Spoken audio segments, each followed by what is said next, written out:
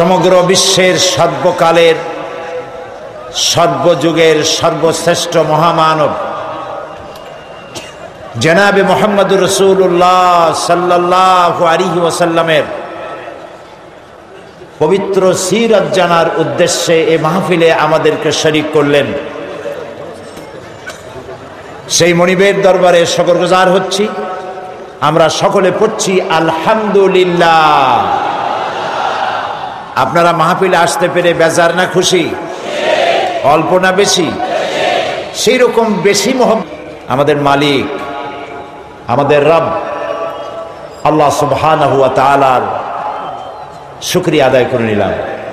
তিনি দয়া করে আমাদেরকে মাহফিলে উপস্থিত করেছেন। তিনি যদি আমাদেরকে আসতে তৌফিক না দিতেন আমরা কেউ আসতে পারতাম না। এটা ঠিক কিনা? তিনি আজকের এই মাহফিল তার হাবিবের শানে আয়োজিত মাহফিলে যাদেরকে পছন্দ করেছেন কেবলমাত্র তারাই আসতে পেরেছেন। এমন তো হয়েছে 20 মাইল, 25 মাইল, 30 মাইল, 50 মাইল বা তারও অধিক দূরত্ব থেকে লোকেরা এসছেন। আবার এমনও হয়েছে যে ঘরের কাছে, মাহফিলের কাছে, কিন্তু আসার সৌভাগ্য হয়নি। হয়েছে না এমন? আমি আসরের নামাজের পরে খবর পেলাম পিরোজপুরের জিয়ানগর উপজেলা থেকে একজন চেয়ারম্যান এবং একটি কলেজের প্রিন্সিপাল এবং সে এলাকার একজন দায়িত্বশীল ব্যক্তি, তারা একটা বেবি ট্যাক্সিতে করে পিরোজপুর থেকে এই মাহফিলে আসার জন্য রওনা করেছিলেন। প্রতিমধ্যে অ্যাক্সিডেন্ট করেছেন। জীবিত আছেন 3 জন, কিন্তু আহত হয়েছেন। তারা বোধহয় হসপিটালে পৌঁছে গেছে কিনা আমি জানতে পারি নাই। মাহফিলের শেষে খবর নেব ইনশাআল্লাহ। আমি শুরুতে তাদের জন্য দোয়া চাই, আপনারা দোয়া করুন আল্লাহ তাআলা তাদেরকে যেন পূর্ণ সুস্থ করে দেন, হায়াতে তাইয়্যিবা সেহাতে কুল্লিয়া যেন দান করেন। আলোচনার শুরুতে আরো দোয়া করে নিতে চাই। এ মাসটি ডিসেম্বর মাস, মহান বিজয়ের মাস।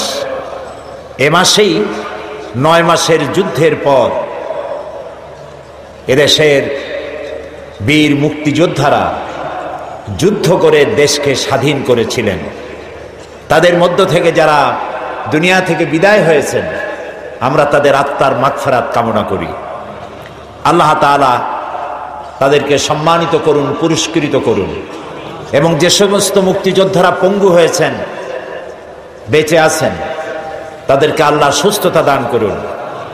এবং একটি দেশকে স্বাধীন করার ব্যাপারে তাদের যে অবদান, সেজন্য মুক্তিযোদ্ধারা যারা বেঁচে আছেন আল্লাহ যেন তাদেরকে ঈমান সমৃদ্ধ জীবন যাপন করার তৌফিক দান করে দেন। প্রিয় ভাই সব, আমরা এসেছি এমন এক মহান ব্যক্তিকে জানার জন্য, এমন এক মহান সত্তাকে জানার জন্য যাকে না জানলে কিছুই জানা হবে না, এবং যাকে জানলে পরে এই পৃথিবীতে মানুষ হিসেবে জন্মগ্রহণ করেছি এর সার্থকতা লাভ হবে। সেটা মুসলমানদেরও যেমন, সেটা হিন্দু, খ্রিস্টান, বৌদ্ধ যারা তাদের জন্য তেমন। সমস্ত জাতির জন্য আল্লাহ রাব্বুল আলামিন তাকে পাঠিয়েছিলেন। তিনি অন্যান্য নবীদের মতো শুধুমাত্র একটি গোষ্ঠীর জন্য আসেন নাই। তিনি অন্যান্য জাতির মতো, অন্যান্য নবীদের মতো একটা এলাকার জন্য নবী হয়ে আসেন নাই। মুহাম্মদুর রাসূলুল্লাহ সাল্লাল্লাহু আলাইহি ওয়াসাল্লাম এসেছিলেন বিশ্ববাসীর জন্য। সুবহানাল্লাহ। দুনিয়ায় যত নবী আল্লাহ পাঠালেন সমস্ত নবীরা ছিলেন এলাকা ভিত্তিক এবং অঞ্চল ভিত্তিক, ভাষা ভিত্তিক। প্রিয় ভাই সব, এক মহাসমুদ্র। রাসূলুল্লাহ নামাজ পড়তেছিলেন। হযরত ওমর রাদিয়াল্লাহু তাআলা আনহু তখনও কাফির। চাইছিলেন রাসূলকে শায়েস্তা করবেন, মারবেন, লাঞ্ছিত করবেন। নামাজরত অবস্থায় দেখে তিনি চিন্তা করলেন, যাক নামাজ পড়তেছে, এখন কিছু করব না, নামাজটা শেষ হোক, তারপরে আচ্ছা করে। হযরত ওমর বলেন, আমি নবীদের পিছনে দাঁড়িয়ে অপেক্ষা করতেছিলাম নামাজ কখন শেষ হবে। আর তিনি নামাজের ভিতরে তেলাওয়াত করতেছিলেন। তেলাওয়াত যখন শুনলাম, আমার কাছে মনে হলো এই কথাগুলি মানুষের বানানো নয়, নিশ্চয়ই কোনো জিন রাসূলুল্লাহকে শিখায়া দেয়।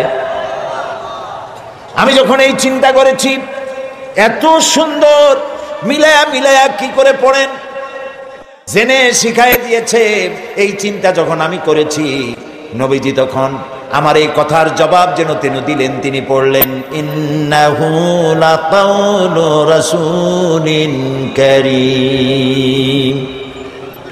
না, এটা কোনো জিন বা অন্য কারো কথা নয়, এটি হচ্ছে মহান বার্তাবাহকের বর্ণনা। হযরত ওমর বলছেন, জিনের কথা না হলে কবির কথা তো বটেই। এত সুন্দর মিলানো, দেখছেন না কোরআন শরীফে কি মিল? লক্ষ্য করছেন? করেন নেই বোধ হয়। করার জন্য অনুরোধ করি, কোরআন তাড়াতাড়ি পড়বেন। মনে হবে আপনি প্রবন্ধ পড়ছেন, থেমে থেমে পড়বেন, মনে হবে যেন কবিতা পড়তেছেন। প্রত্যেক আয়াতে আয়াতে মিল। সুবহানাল্লাহ। হযরত ওমর বলছেন, ভাবলাম মুহাম্মদ সাল্লাল্লাহু আলাইহি সাল্লাম কবি হয়ে গেছে। হযরত ওমর বলেন, যেই না চিন্তা করলাম মনে মনে মুহাম্মদ সাল্লাল্লাহু আলাইহি সাল্লাম কবি হয়ে গেছেন, অমনি তিনি আমার এই কথার জবাব যেন তিনি দিলেন। তিনি পড়লেন, ওয়ামা হুয়া বিকাউলি শাইরিন কালিলাম মা তুমিনুন। না না, এটা কোনো কবির কথা নয়। হযরত ওমর বলে, সর্বনাশ, তাহলে তো শুধু কবি না, গণকও। আমার মনের কথা বুঝলো কেমনে? তো জাদুকর হয়ে গেছে, গণক হয়ে গেছে। হযরত ওমর বলেন, যখন আমি মনে মনে চিন্তা করলাম গণক হয়ে গেছেন, অমনি নবীজি আমার সে কথারও জবাব দিয়ে দিলেন। তিনি পড়লেন, ওয়ালা বিকাউলি কাহিনিন কালিলাম মা তাযাক্কারুন। না না, এটা কোনো গণকের কথা নয়, তোমরা খুব কমই উপদেশ গ্রহণ করে থাকো। হযরত ওমর বলেন, আমার মনে হচ্ছিল আমার পায়ের তলা থেকে মাটি সরে যাচ্ছে। কি আশ্চর্য কথা! যা বলি মনে মনে তারই জবাব আসে। নামাজের মধ্যে কি করে বোঝেন তিনি? হযরত ওমর বলেন, প্রত্যেকটি কথার জবাব, মনের প্রশ্নের জবাবগুলি যখন আসতেছিল, তখন আমার চোখের সামনে বিরাট একটা জিজ্ঞাসাবোধক চিহ্ন ঘুরতেছিল। এটা জেনের কথা নয়, কবির কথা নয়, গণকের কথা নয়, তবে এটা কি? যেই না চিন্তা করেছি তবে এটা কি, অমনি নবীজি তেলাওয়াত করলেন, তানজিলুম মির রাব্বিল আলামিন। আল্লাহ রাব্বুল আলামিনের নাযিলকৃত কিতাব।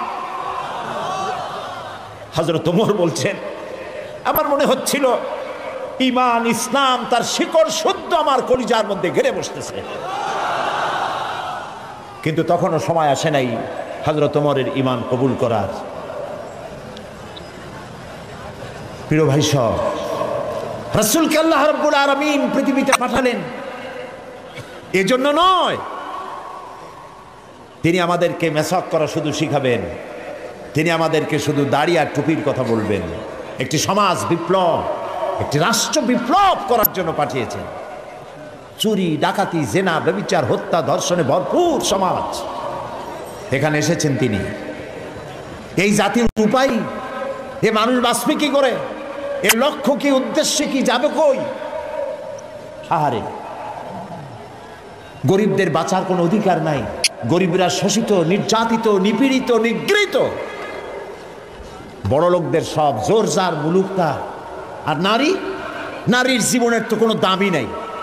নারী হয়ে জন্মগ্রহণ করাই আজন্ম পাপ। মেয়ে হয়ে জন্মগ্রহণ করেছে, আষাঢ় মেরে মেরে ফেলতেছে। রাসূল এই জিনিসগুলি দেখলেন, নিজের চোখে অবলোকন করলেন। একটা ব্যতিক্রমী স্বভাব দিয়ে তিনি তৈরি হচ্ছেন। লোকেরা লক্ষ্য করলো, এক পর্যায়ে মক্কার লোকেরা রাসূলের নাম ভুলে গেল। নাম ছিল কি? নাম কি? মুহাম্মদ। বলেন নাম কি? সবাই বলেন সাল্লাল্লাহু আলাইহি ওয়াসাল্লাম। মনে থাকে যেন রসুলের নাম যখন শুনবেন, যখন পড়বেন, কি বলবেন? ভুলে যাবেন না। লোকেরা নাম ভুলে যেতে বসলো কেন? তিনি পরিচিত হলেন আল আমিন বলে। লোকেরা বলা শুরু করলো এই ঘটনার জন্য যাও আল আমিনকে বলো, চলো আল আমিনের কাছে যাই। ওই যে আল আমিন আসতেছে, বিশ্বাসী হিসাবে পরিগণিত হলেন সকলের কাছে, বিশ্বাসী। এবং নাম আরো হলো সাদেক, সত্যবাদী।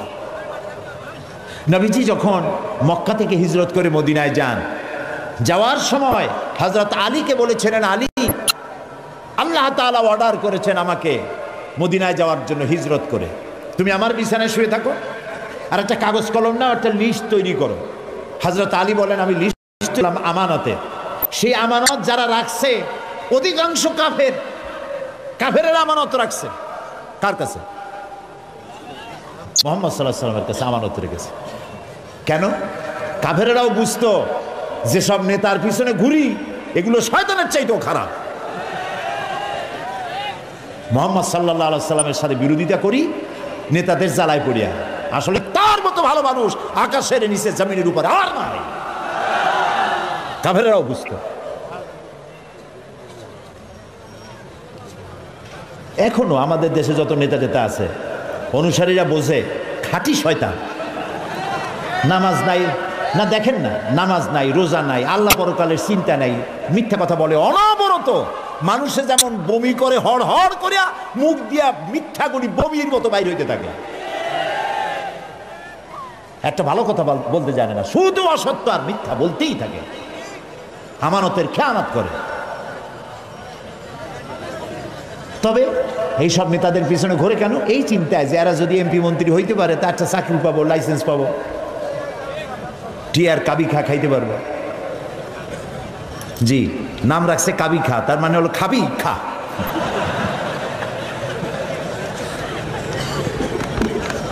নবী করিম সাল্লাল্লাহু আলাইহি ওয়াসাল্লাম, আপনার আমার জীবন, আমাদের মা বাপের জীবন উৎসর্গ হোক রাসূলের কদম মোবারকের উপরে। সারাটা দুনিয়া ঋণী তার কাছে, তার স্বভাব চরিত্রের কাছে। মুহাম্মদ রাসূলুল্লাহ সাল্লাল্লাহু আলাইহি ওয়াসাল্লাম এই সমাজে বড় হলেন, বেড়ে উঠলেন, লক্ষ্য করলেন এদের বাঁচাবো কেমনে, উপায় কি? তিনি গারে হেরায় চলে গেলেন। ওটার নাম জাবালে নূর। আমরা গারে হেরা বলি, কিন্তু মক্কা শরীফে যে গারে হেরা কইলি কেউ চেনবে না। জাবালে নূর, ওই জাবালে নূরে উঠলেন, অনেক উঁচা। আল্লাহ দয়া করে আমাকে একবার ওঠার তৌফিক দিয়েছিলেন, একবার উঠছি। তাতেই তখন তো আমার শরীর টরীর অনেক ভালো ছিল, ভালো মানে মোটা ছিলাম বেশি। উঠতে গিয়ে 3 বোতল পেপসি খাওয়া লাগছে, আর 2-3 দিন উরুতে ব্যথা ছিল। তাহলে চিন্তা করেন কত উঁচা। সেই পাহাড়ের অনেক উঁচায় একটা ছোট্ট জায়গা, একটা রাস্তা আছে একটুখানি, এই সোজাভাবে ঢোকা যায় না, কাত হয়ে কইয়া কাইতেছেন আমাদের দেশে বলে, ওই কইয়া কাইত হয়ে ঢোকা যায়। এবং ওখানে একটা জায়গা আছে যেখানে 2 জন একসাথে নামাজ পড়তে পারে, এরকম একটা গুহা। সেখানে নবী করিম সাল্লাল্লাহু আলাইহি ওয়াসাল্লাম চিন্তা গবেষণা করতে লাগলেন। যেদিন বয়স 40 বছর পূর্ণ হয়ে গেল, আল্লাহ রাব্বুল আলামিন তাকে নবুয়তের মর্যাদা দিয়ে দিলেন। এই নবুয়তের মর্যাদা নিয়ে তিনি নেমে আসতেছেন। ভয় পেলেন। জিবরাইলকে তো জীবনে দেখেন নাই, হযরত জিবরাইলকে দেখেছেন। জিবরাইল বলেছেন ইকরা, পড়ো। তিনি বলছেন যে আমি পড়তে জানি না। আবারও বললেন ইকরা, পড়ো। বলছেন জানি না পড়তে। তৃতীয়বার তিনি বুকের সাথে জড়িয়ে ধরলেন, এমন ভাবে জড়িয়ে ধরলেন নবী করিম সাল্লাল্লাহু আলাইহি ওয়াসাল্লাম ব্যথা পেলেন এবং তিনি পড়তে পারলেন। নেমে এসে স্ত্রী হযরত খাদিজাতুল কুবরা রাদিয়াল্লাহু তাআলা আনহাকে বললেন আমাকে ঢেকে দাও। তাড়াতাড়ি করে চাদর এনে তিনি ঢেকে দিলেন। নবী করিম সাল্লাল্লাহু আলাইহি ওয়াসাল্লামের চোখের মধ্যে ভীতির ছাপ। হযরতে খাদিজা ভীত সন্ত্রস্ত হলেন, জিজ্ঞেস করলেন আবাল আপনার কি হয়েছে? তিনি ঘটনা শোনালেন। হযরত খাদিজা কি বলতেছেন শোনেন। হযরত খাদিজা বলছেন, ইয়া আবাল কাসেম, হে কাসেমের পিতা, আপনার ঘাবড়াবার কোনো কারণ নাই। কোন দুষ্ট জিন, কোন দুষ্ট শয়তান আপনাকে অনিষ্ট করতে পারে না, কারণ আপনি সত্যবাদী। আপনাকে কোন দুষ্ট জিন, কোন শয়তান আপনাকে অনিষ্ট করতে পারে না, কারণ আপনি আত্মীয়তার হক আদায় করেন। আপনি এতিমকে, মিসকিনকে খেতে দেন, আপনি বিধবাকে আশ্রয় দেন, আপনার ক্ষতি কেউ করতে পারে না। হযরত খাদিজা দৌড় মারলেন এবং নিজের চাচাতো ভাই হযরত ওয়ারাকা বিন নওফল, তিনি ছিলেন তাওরাতের জবরদস্ত আলেম, নবীজির মুখে খবর শুনলেন। সবটা শুনে নবীজির মস্তক মোবারকের উপরে চুমো খেয়ে বললেন, কুদ্দুসুন কুদ্দুসুন, অতি পবিত্র, মহাপবিত্র ইয়া মুহাম্মদ সাল্লাল্লাহু আলাইহি ওয়াসাল্লাম। আপনার কাছে যিনি এসেছিলেন তিনি কোনো জিন নয়, তিনি মহাপবিত্র আত্মা, তিনি ফেরেশতা। যে ফেরেশতা এসেছেন ইব্রাহিম, মূসা, ঈসা, ইয়াকুব, আইয়ুব, সমস্ত নবীদের কাছে যে ফেরেশতা এসেছে, সেই জিবরাইল এসেছিলেন আপনার কাছে। তাওরাতে আমি যা পড়েছি তার সাথে মিল হয়ে যাচ্ছে, আপনি আখিরি জামানার পয়গম্বর। তবে আমার জন্য আফসোস, আমি বৃদ্ধ, এই জাতি আপনাকে খুব কষ্ট দেবে, নির্যাতন করবে। সেদিন পর্যন্ত যদি আল্লাহ আমারে বাঁচায় রাখেন, আমি আপনাকে সাহায্য করব, আপনার সাথে থাকব। প্রিয় ভাই সব, একটা নারী, একজন স্ত্রী পুরুষের জন্য, স্বামীর জন্য সব থেকে উত্তম সাক্ষী দিতে পারে, এর থেকে ভালো সাক্ষী আর কেউ দিতে পারে না। আল্লাহর নবী যখন তার স্ত্রী হযরত খাদিজা রাদিয়াল্লাহু তাআলা আনহাকে যখন দাওয়াত দিয়েছেন, আল্লাহ রাব্বুল আলামিন যখন দাওয়াতের জন্য বলে দিলেন, নিকটবর্তী আত্মীয়দেরকে দাওয়াত দাও, সর্বপ্রথম নবীজি গিয়ে হযরত খাদিজাকে দাওয়াত দিলেন, বললেন, আল্লাহ ছাড়া কোনো ইলাহ নাই, মাবুদ নাই, তার উপর ঈমান আনো, আর আমি মুহাম্মদ রাসূলুল্লাহ সাল্লাল্লাহু আলাইহি ওয়াসাল্লাম আখিরি জামানার পয়গম্বর, আমার উপর ঈমান আনো। স্ত্রীর জন্য স্বাভাবিক ছিল, স্ত্রী তো কমসে কম স্বামীরে চেনে, কি বলেন আপনারা, চেনে না? সব মানুষকে আপনি ধোঁকা দিতে পারবেন, সব মানুষকে আপনি চোখে ধুলা দিতে পারবেন, কিন্তু স্ত্রীকে ভাঙিয়ে দিতে পারবেন না, ঠিক কিনা বলবেন? স্ত্রী আপনার জন্য ভালোবাসা দিতে পারে, জীবন দিতে পারে, সব দিতে পারে, কিন্তু ঈমান আনা অত্যন্ত কঠিন। নবীজি যখন হযরত খাদিজাকে ঈমানের দাওয়াত দিলেন, হযরতে খাদিজা রাদিয়াল্লাহু তাআলা আনহা এক মুহূর্ত দেরি করেন নাই, সঙ্গে সঙ্গে পড়েছেন লা ইলাহা ইল্লাল্লাহু মুহাম্মাদুর রাসূলুল্লাহ। জোরে পড়েন, লা ইলাহা ইল্লাল্লাহ, লা ইলাহা ইল্লাল্লাহ, লা ইলাহা ইল্লাল্লাহু মুহাম্মাদুর রাসূলুল্লাহ। হযরত খাদিজা বলছেন, ইয়া আবুল কাসেম, আপনি অবশ্যই আল্লাহর নবী। আমার কোনো বিন্দু মাত্র সন্দেহ নাই, কারণ বিগত 15 বছর আপনার সাথে ঘর সংসার করে আপনাকে যেভাবে দেখেছি, কোন সাধারণ মানুষের আচরণ এরকম হতে পারে না, আপনি অবশ্যই আল্লাহর নবী। নবী করিম সাল্লাল্লাহু আলাইহি ওয়াসাল্লাম এই দাওয়াত নিয়ে ছড়িয়ে পড়লেন ময়দানে। তিনি বলেছেন, লা ইলাহা ইল্লাল্লাহ। এই কালেমার দাওয়াত কি শুধু মুহাম্মদ সাল্লাল্লাহু আলাইহি ওয়াসাল্লামের ছিল না, সব নবীদের ছিল। দুনিয়ার সব নবীদের একটাই স্লোগান ছিল, কারো মধ্যে কোনো মতপার্থক্য, মতদ্বৈততা হয় নাই, সকলের স্লোগান একটা, লা ইলাহা ইল্লাল্লাহ। এই কালেমার বিপ্লবী দাওয়াত পেশ করেছেন সমস্ত নবীরা। আমরা এই কালেমাটা বুঝি না, না বোঝার কারণেই দুরবস্থা হয়েছে। আমরা শুধু এটারে জিকিরের বুলি বানাইছি। দেখছেন কি কায়দায় জিকির করে, লা ইলাহা ইল্লাল্লাহ ইল্লাল্লাহ, এমন জোরে ইল্লাল্লাহ বলে তাতে কলব থাকলেও পারে, গেলেও পারে। কি বুঝে ইল্লাল্লাহ বলতেছেন, আবার লা ইলাহা ছেড়ে দিয়া খালি ইল্লাল্লাহ করে, এরকমও শুনেছি। শুনছেন আপনারা? লা ইলাহা বাদ দিয়া কতক্ষণ ইল্লাল্লাহ ইল্লাল্লাহ ইল্লাল্লাহ। আশ্চর্য কথা, এটা কি কি বলতেছেন আপনি? ইল্লাল্লাহ মানে তো আল্লাহ ছাড়া, আল্লাহ ছাড়া কি? লা ইলাহা ইল্লাল্লাহ এই কালেমার দাওয়াত যখন নবীরা দিয়েছেন, হযরত মূসা আলাইহিস সালাম যখন বলেছেন লা ইলাহা ইল্লাল্লাহ, এই আঘাত লেগে ফেরাউন দরিয়ায় নীলের মধ্যে ডুবে শেষ হয়ে গিয়েছে। হযরত ইব্রাহিম আলাইহিস সালাম যখন বলেছেন লা ইলাহা ইল্লাল্লাহ, নমরুদের গোষ্ঠী সাফ হয়েছে, জুতা পিটা খাইয়া দুনিয়া থেকে বিদায় হয়ে গেছে। ঠিক না ভাই? মুহাম্মদ সাল্লাল্লাহু আলাইহি সাল্লাম যখন বলেছেন লা ইলাহা ইল্লাল্লাহ, তখন আবু জাহাল, আবু লাহাব, উতবা, সাইবা, মুগীরা এই সবগুলির গায়ে আগুন জ্বলে গেছে। কেন আগুন জ্বললো? তারা বুঝছে লা ইলাহা ইল্লাল্লাহর অর্থ কি। তারা বুঝেছে লা ইলাহা ইল্লাল্লাহ মানি হচ্ছে কোনো ইলাহা নাই, আইনদাতা নাই, বিধানদাতা নাই, শাসনকর্তা নাই, কাউকে মানি না। কে ছাড়া? আল্লাহ ছাড়া। ফেরাউনও বুঝেছে। ফেরাউন বোঝেন? ফেরাউনকে মুসা আলাইহিস সালাম যখন বলেছেন বলো লা ইলাহা ইল্লাল্লাহ, ফেরাউন বলেছে মা আলিমতু লাকুম মিন ইলাহিন গায়রি, আমি তো জানি না যে আমি ছাড়া আরো কোন ইলাহ আছে, আমি তো ইলাহ। তুমি যদি আমারে বাদ দিয়ে আর কাউকে ইলাহ মানো, লা আজআলান্নাকা মিনাল মাসজুনিন, কারারুদ্ধ করে রাখবো, জেলখানায় ঢুকিয়ে দেব। মুসা আলাইহিস সালাম ভয় পাইছিলেন নাকি? ভয় পাননি।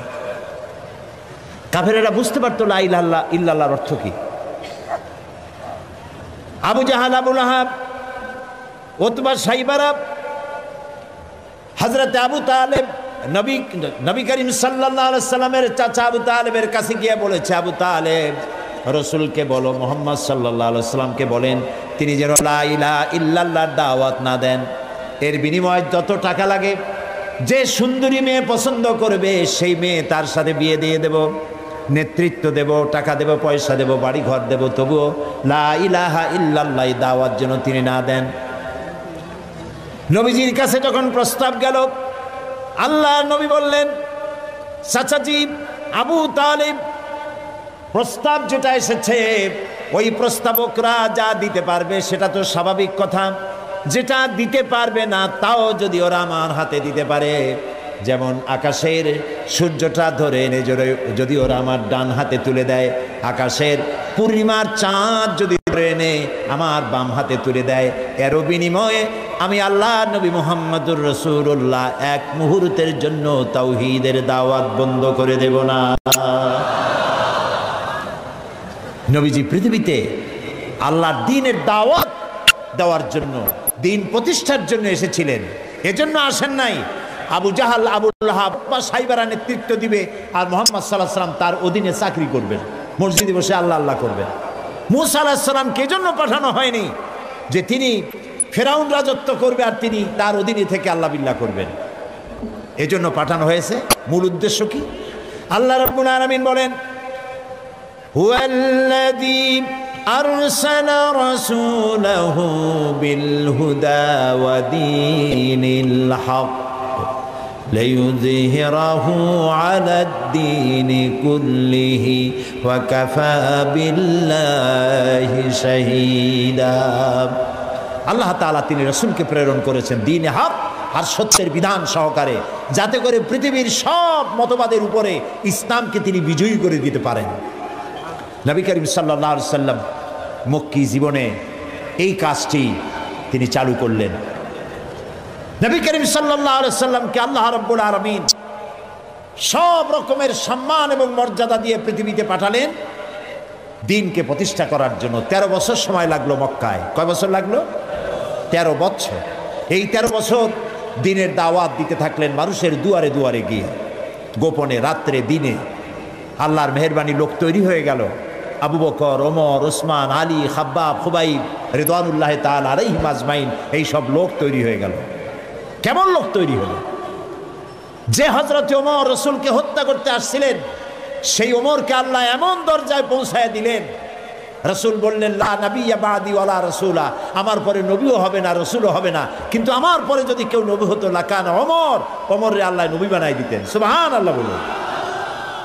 এইসব লোক তৈরি হয়ে গেল। 13 বছর সময় লাগলো, আল্লাহ রাব্বুল আলামিন হিজরতের অর্ডার দিয়ে দিলেন। নবীজি এবার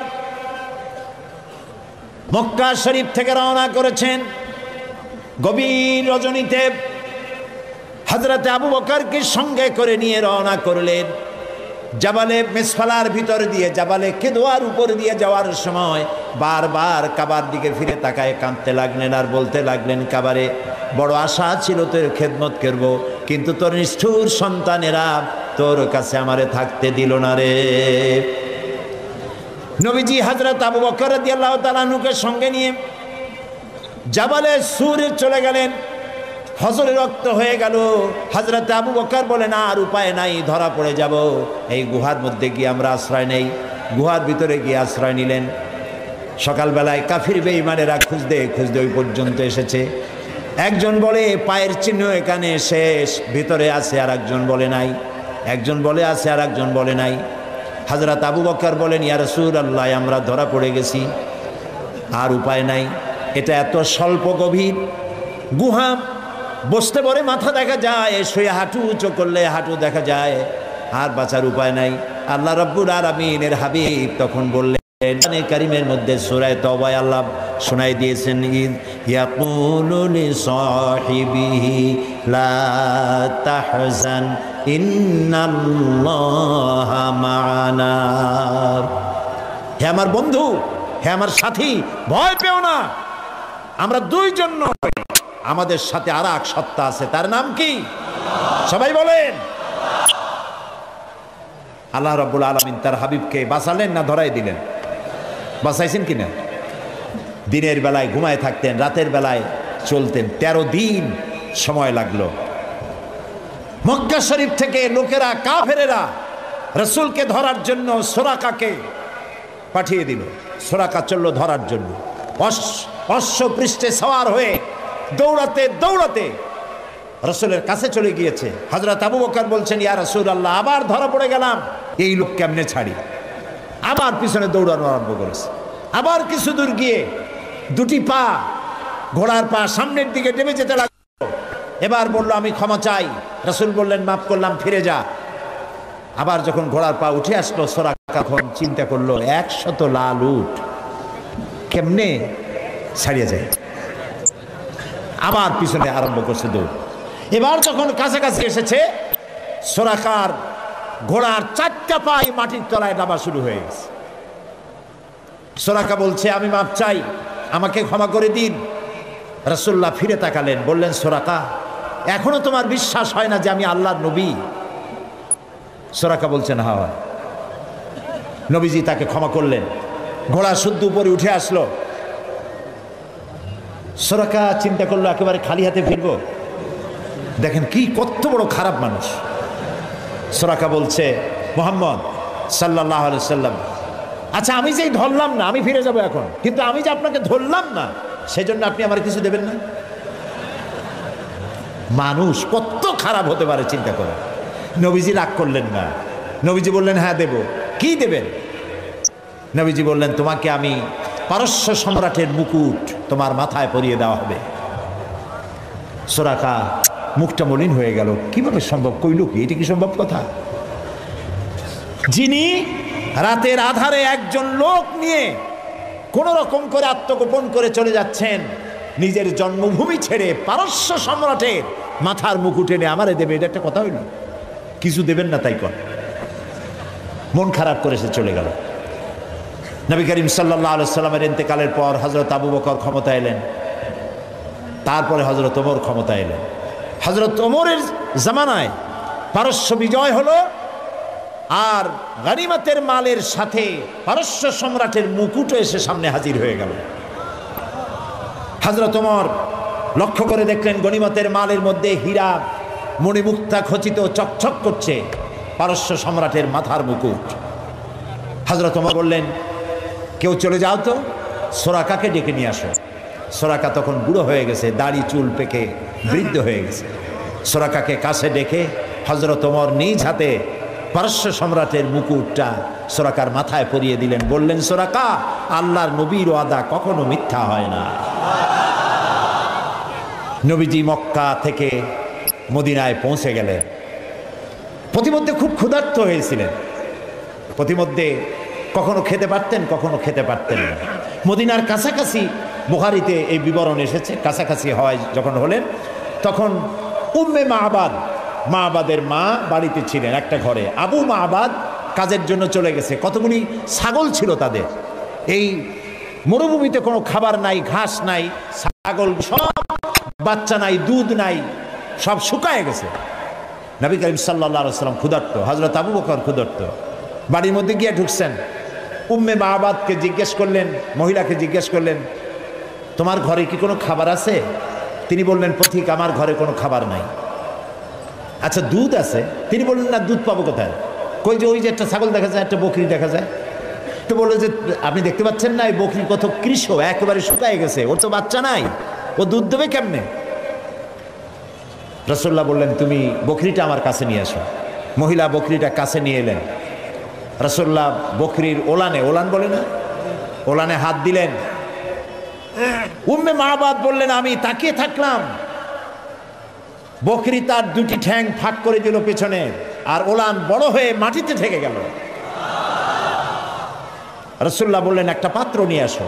একটি পাত্র আনা হলো, বড় এক পাত্র দুধে ভরে গেল। রাসূলুল্লাহ পাত্র থেকে ঢেলে দিলেন, তুমি খাও। নিজে খায়েন, হযরত আবু বকরকে খাওয়ালেন। পাত্র পরিপূর্ণ থাকলো। বলল, তোমার স্বামী এলে তাকে দিও। রাসূলুল্লাহ চলে গেলেন। আবু মাহবাদ বাড়ি ফিরেছেন, মুখ শুকনা। হঠাৎ করে দুধের দিকে চোখ পড়লো। বলল, তুমি দুধ পাইলা কই?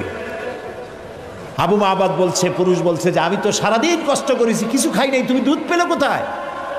উম্মে মাহবাদ বললেন, আমাদের বাড়িতে দুইজন মেহমান আসছিলেন এবং যা ঘটনা ঘটলো পুরা ঘটনা তিনি শোনালেন। আবু মাহবাদ জিজ্ঞেস করেন, আচ্ছা বলো তো লোকটি কেমন, দেখতে কেমন? উম্মে মাহবাদ বলছে, আবু মাহবাদ, আমি সেই পুরুষটির কথা কি বলবো, আমার জীবনে এত সুন্দর সুপুরুষ আমি জীবনে দেখি নাই। তার চক্ষু আনত, তিনি উপরের দিকে তাকায়, কথা বলেন না, প্রয়োজনের বেশি একটি কথাও বলেন না। তার চলা, তার বসা, তার কথা, মুখের বাণী মণিমুক্তার মতো আমি সারা জীবনে এমন মানুষ দেখি নাই। আবু মাহবাদ বৃদ্ধ মানুষ, সব শুনে বলল, খুব সম্ভব তাওরাতে যে শেষ নবীর কথা শুনেছি নিঃসন্দেহে তিনিই হবেন, আমার ভাগ্য খুলে গিয়েছে। প্রিয় ভাই সব, রাসূলকে আল্লাহ রাব্বুল আলামিন এমন সৌন্দর্য দিয়েছিলেন, পৃথিবীতে এত সুন্দর সুপুরুষ পৃথিবীতে আর আসে নাই। এই দুনিয়ার কোন শিল্পী তার তুলি দিয়ে, রং দিয়ে এত সুন্দর ছবি আঁকাইতে পারবে না পৃথিবীর কোনো মানুষ। কারণ এই ছবি এঁকেছিলেন যিনি, তিনি শিল্পীর শিল্পী। তিনি কে? আল্লাহ তাআলা।